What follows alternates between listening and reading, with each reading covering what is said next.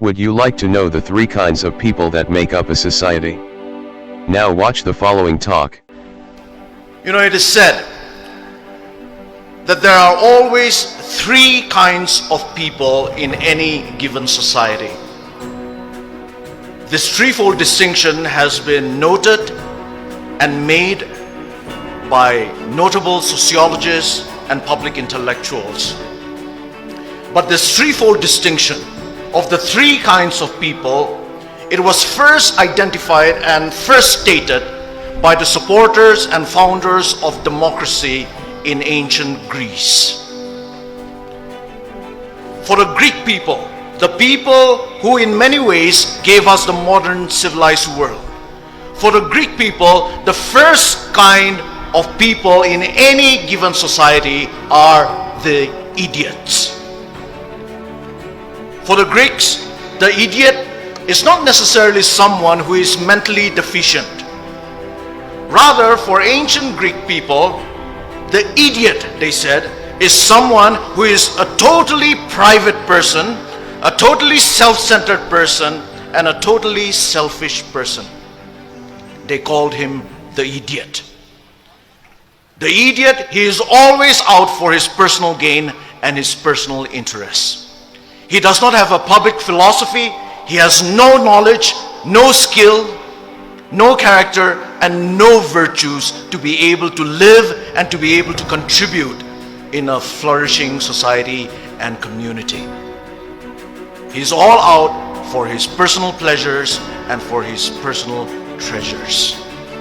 And the Greeks said that the idiot was just an upgraded barbarian. The first kind of person, the idiot. But the Greeks also said that there is a second kind of people in any given society. And the Greeks called these people the tribes people.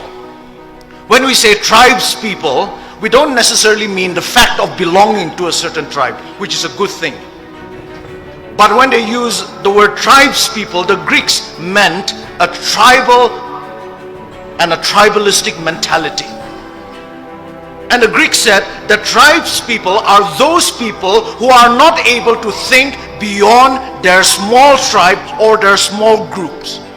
For tribes people, their primary allegiance, their only allegiance, and their ultimate allegiance is to their tribe.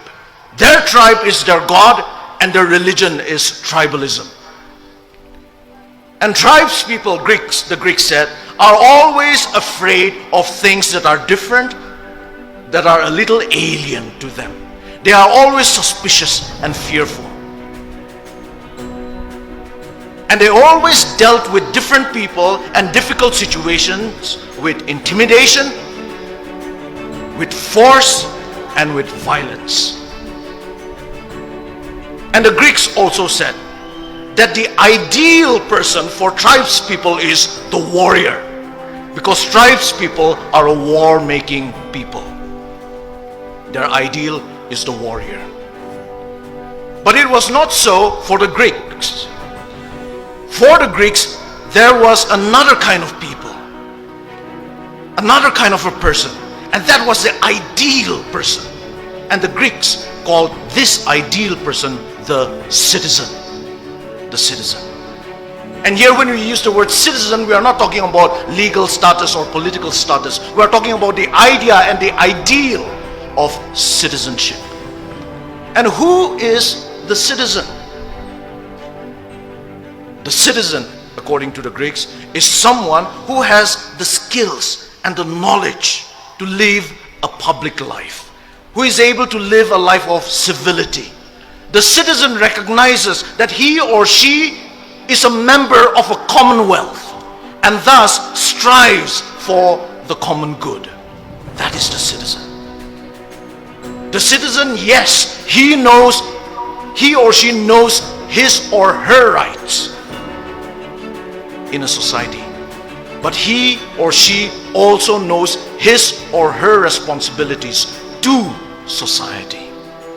The citizen can fight for his rights, but always with an awareness of and with a respect for the rights and interests of others, of their neighbors, of the smallest of minorities, and of the worst of their enemies. And it is citizens, the Greeks said, that make up a civilized society, because citizens settle their differences with civility. So they produce a civilized society, a society that truly lives up to the meaning of the name society. Society literally means friendship and friendliness. That is the threefold distinction that the Greeks have given us. That is the choice that each and every individual, wherever he or she may be, has to make in a society.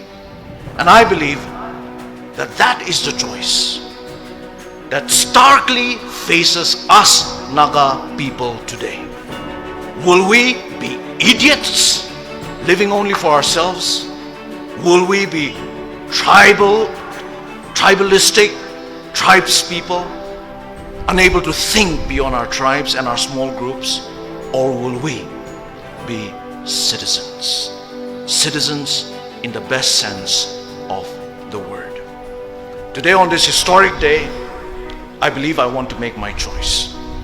And I also believe that you will want to make your choice. And I hope you and I will take that right choice. And it is with that hope that I want to finally address you, ladies and gentlemen, as my fellow Naga citizens. May God bless you, and may God bless our Naga.